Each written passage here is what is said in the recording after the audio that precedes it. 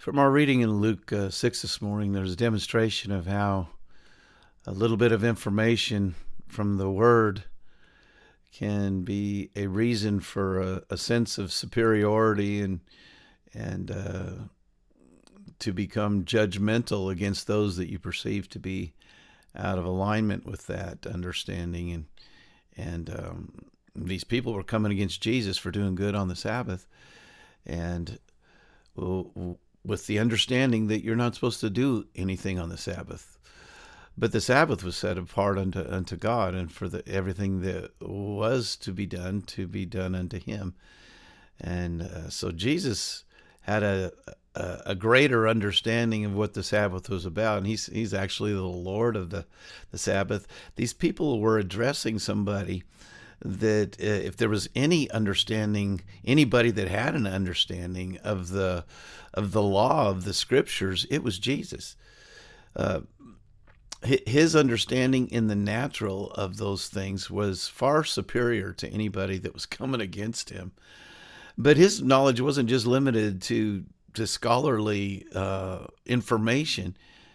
His information or his understanding was coming from, it indicates in there that he retreated into all-night prayer times with his Father. He's getting a heart understanding of what the Scriptures are all about that goes way beyond just what you do and when you do it and and how bad you are if you don't do those things. And so Jesus, his response to this criticism of his wrongdoing on the Sabbath he began to list several things of his own, and that he said, this is really the fruit of somebody that has a heart after God and isn't just trying to have a righteousness that is achieved by what we try to do, but something that's coming out from the heart. I see his declarations of what we should do.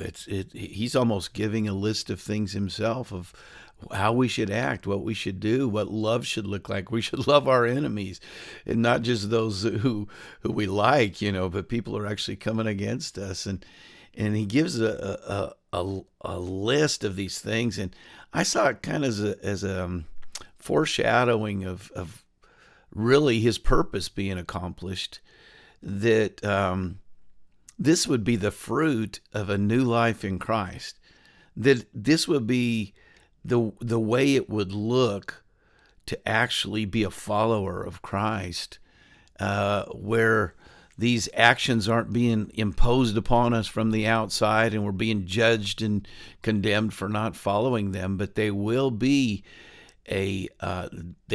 evidence of a reality that's taken place in the heart.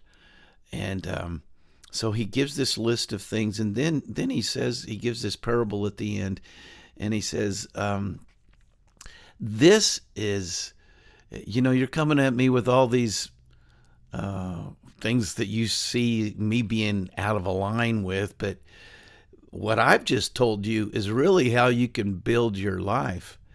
And if you will follow what I'm saying, it will be a fulfillment of the heart of God that will cause your life to be stable.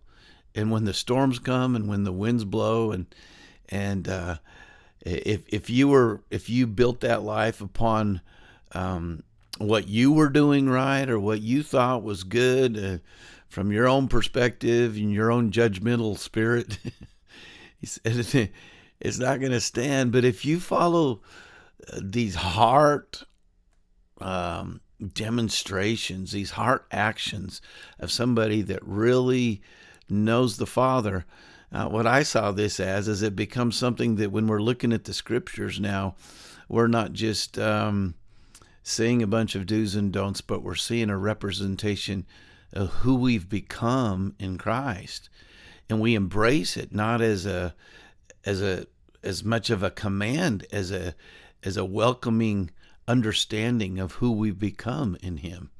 And he said, you get You allow the words that I say to be revelations of who you are, and it builds your life in such a way that all the storms of life coming against you will not be able to cause you to fall, and you will not succumb to the condemnation and the transgressions that would cause you to be defeated.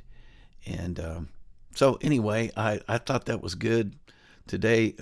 What we get from Jesus' words and from his example for us. I'm so inspired to, man, spend more time just hanging out with my Father and allowing what Jesus said to become a natural response. It's my life. It's what I build my life upon, and it's not just a religious thing that I can become superior over somebody and become judgmental. Oh, but it's something that hopefully people will be drawn to want to become a part of, that they can have that in their own life. And so, what an inspiring time in the Word today. So grateful for it. Man, let's just look forward to what's coming tomorrow.